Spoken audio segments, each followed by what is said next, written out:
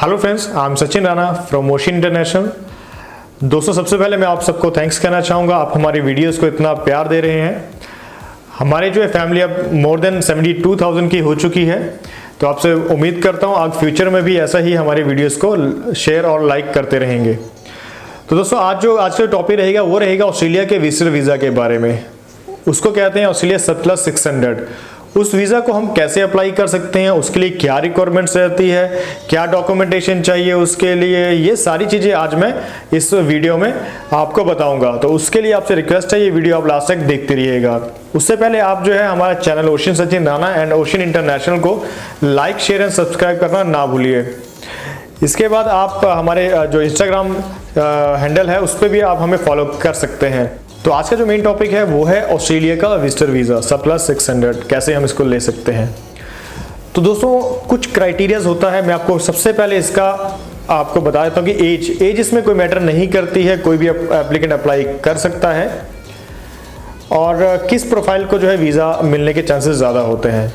अब कोई भी एम्बेसी है, कोई भी इमिग्रेशन एम्बेसी, वो सबसे पहले क्या देखती है? वो सबसे पहले देखती है जो भी अप्लाई कर रहा है उसका फाइनेंशियल बैकग्राउंड कैसा है। सपोज आप यहाँ पे 10,000 15,000 की जॉब कर रहे हैं और आप कनाडा का विजिटर वीज़ा अप्लाई करना चाह रहे हैं, तो वो काफ़ी मुश्किल हो जाता है। अगर सपोज यहाँ पे आपकी 50,000 सैलरी है, आप 50,000 के अकॉर्डिंग टैक्स पे कर रहे हो। 50,000 का मतलब कि आपकी साल की 6 लाख सैलरी है, तो 6 लाख के अकॉर्डिंग आप टैक्स पे कर रहे हो। प्रॉपर आपकी सैलरी अकाउंट में आती है, आपके पास स्टेबल जॉब है, तो उस केस में वीज़ा के चांसेस ज़्यादा हो जाते हैं। या फिर आपका जो है बिजनेस है, बिजनेस मैन हो आप, आपका कोई बिजनेस है, आपकी कंपनी रजिस्टर्ड है, आप कंपनी का टैक्स अलग से पे कर रहे हो, अपना पर्सनल अलग से पे कर रहे हो, तो उस सिस्टम में भी उस तरीके से भी जो है वीज़ा के चांसेस ज़्यादा हो जाते हैं। अभी क्या है, कुछ एप्लीकेंट्स मैंने देखा है हमारे पास रिफ्यूज़ल के बाद आ रहे हैं, तो वो बताते हैं कि हमने ये डॉक्यूमेंट जो है वीज़ा के लिए लगाए थे। वो किसी भी कंट्री के आप ले लीजिए, कनाडा, ऑस्ट्रेलिया, न्यूजीलैंड, किसी भी कंट्री का ले लीजिए, शेनिगन।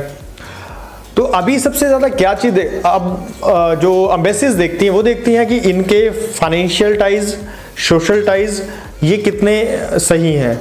फाइनेंशियल में क्या देखा जाता है, सपोज किसी के बैंक अकाउंट में 10 लाख रुपए हैं, वो उसने अभी 10-15 दिन या महीना पहले इकट्ठा ही डाल दिया है।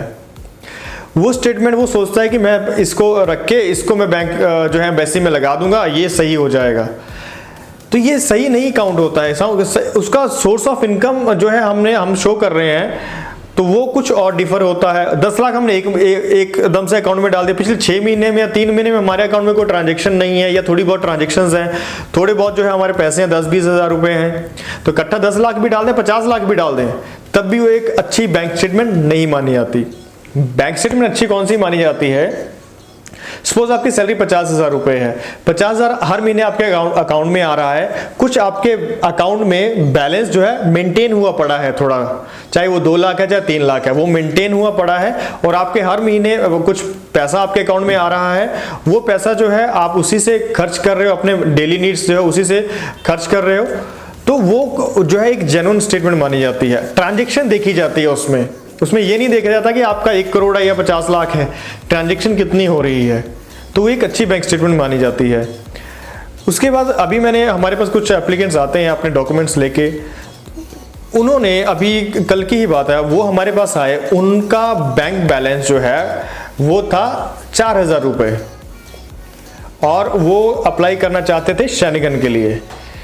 तो 4,000 रुपये बैलेंस था, और उन्होंने ITR जो भरी है वो भरी है 16 लाख रुपए, 15,95,000 समथिंग भरी थी एग्रीकल्चर इनकम पे। तो ठीक है, उन्होंने भरी थी, बट उनके अकाउंट में वो पैसा पिछले 6 महीने या 1 साल में कभी भी नहीं आया। अब ये चीज क्या होती है, आपका ITR और आपका जो बैंक स्टेटमेंट है वो मैच नहीं कर रहे हैं, तो उसमें रिफ्यूजल के चांसेस डेफिनेटली ज्यादा हो जाते हैं। आपने शो किया है कि मेरी इनकम जो है वो 16 लाख खेती से हुई है, 16 लाख आपके अकाउंट में कभी आया ही नहीं है, आपके अकाउंट में 10-20-50 हज़ार से ऊपर कभी बैलेंस ही नहीं हुआ है, तो वो कभी वो जेन्युइन नहीं शो करता, वो लगता है कि ये तो फेक है, ये गलत तरीका है। तो ये चीजें होती है, इसके लिए बहुत चीजें होती हैं। तो अगर आपका कोई डाउट या कुछ होता है तो अपने डॉक्यूमेंट्स लेके आप ऑफिस विजिट कर सकते हैं। काफी चीजें होती हैं जो देखनी होती है। तो फाइनेंशियल में ऐसा देखा जाता है। और सोशल टाइज होती हैं कि जैसे आपका इंडिया में कौन है, आपके परिवार में कौन है, मदर फादर, आपकी फैमिली, वाइफ, बच्चे, जिनके लिए आप वापस आएंगे। हर एम्बेसी ये सोचती है कि अगर ये जा रहा है तो वापस क्यों आएगा, तो ये चीज़ें होती हैं। तो अगर आपका फाइनेंशियल एंड सोशल टाइज जो है अच्छी है तो आप एम्बेसी सोचती हैं कि हाँ ये जो है वापस आने वाला एप्लीकेंट है, इसका इंडिया में अच्छा बिजनेस है, अच्छा जॉब है, फैमिली इस्टेब्लिश्ड है, तो ये वापस आएगा। तो ये कुछ चीज़ें होती हैं। तो डॉक्यूमेंटेशन क्या चाहिए होती है? डॉक्यूमेंटेशन इसमें पासपोर्ट मिनिमम वैलिड होना चाहिए 6 मंथ के लिए, फोटोग्राफ्स, आपके एजुकेशन की डिटेल्स, आपका बैंक स्टेटमेंट, आपकी बैंक लेटर, और आपके पास इसके अलावा सपोज आपके बच्चे हैं तो बच्चे साथ में फैमिली जा रही है तो उनके स्कूल लिविंग सर्टिफिकेट स्कूल के जो लीव होती है उसके सर्टिफिकेट्स चाहिए होते हैं। अगर स्पाउस आपकी जॉब करती है उसके जहाँ पे जॉब कर रहे हैं उसके डॉक्यूमेंट्स चाहिए होते हैं। आपकी ITR, अगर आप बिजनेसमैन है तो आपकी कंपनी की रजिस्ट्रेशन, आपका कंपनी का ITR, तो ये काफ़ी चीज़ें होती हैं। तो इसके लिए अगर आपको ज़्यादा जानकारी चाहिए होगी तो आप हमें मैसेज कर सकते हैं, मैं आपको इसके बारे में सारा कुछ बता दूंगा। बट ये कुछ बेसिक्स डॉक्यूमेंटेशन होती है जो मैंडेटरी है। डिस्क्रिप्शन में मैं कोशिश करूंगा सारा लिखने की कि कौन कौन से डॉक्यूमेंट जरूरी हैं, तो उससे आपको काफ़ी हेल्पफुल हो जाएगा। तो फाइनेंशियल डॉक्यूमेंट्स जो है आपने bank statement, bank letter, FD कोई है, RD कोई है, इसके अलावा आपका कोई म्यूचुअल फंड चल रहा है, LIC चल रही है, ये सारे डॉक्यूमेंट्स आप जरूर लगाओ। जो आपने इन्वेस्टमेंट किया है वो जरूर लगाओ।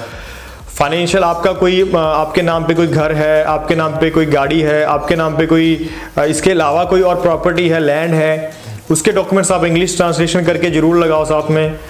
उससे क्या होता है आपकी क्रेडिबिलिटी ज़्यादा अच्छी तरह से उनके आगे शो होती है कि नहीं इनके पास काफ़ी अच्छा फाइनेंशियल बैकग्राउंड है, तो ये एप्लीकेंट जो है जाके वापस आएगा। आज के टाइम में ये सारी चीज़ें देखी जाती हैं।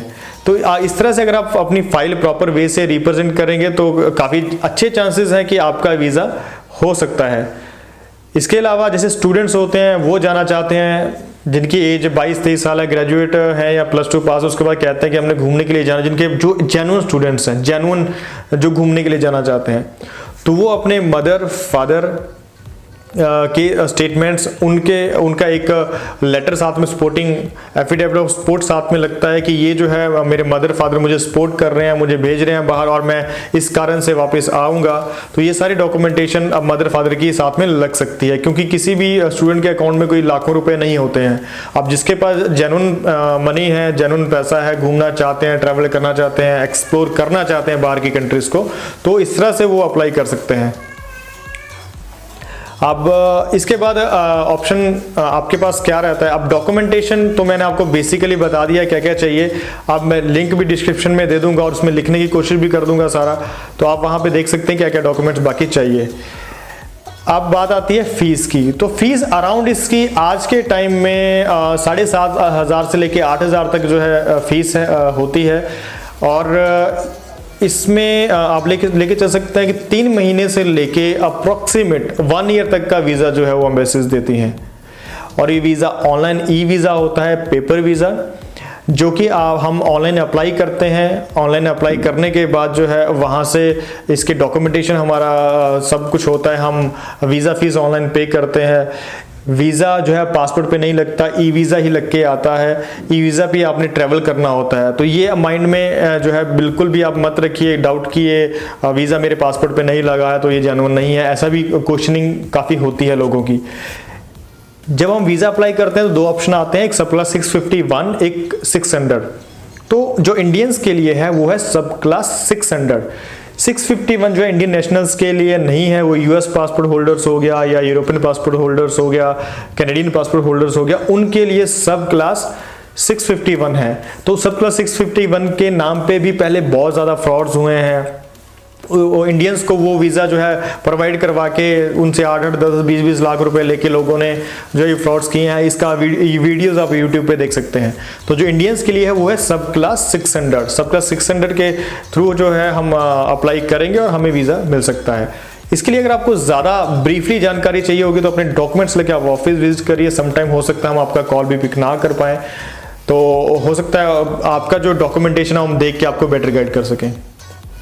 तो तो दोस्तों आज के लिए इतना ही। अगर इसमें कोई टॉपिक रह गया हो तो आपसे रिक्वेस्ट है कमेंट बॉक्स में जरूर जो है आप टाइप करें, वहाँ पे हमें लिखें कि क्या क्या टॉपिक्स रह गए हैं, तो हम उसको नेक्स्ट वीडियो में कवर करने की कोशिश करेंगे। तो दोस्तों आज के लिए इतना ही। Thank you.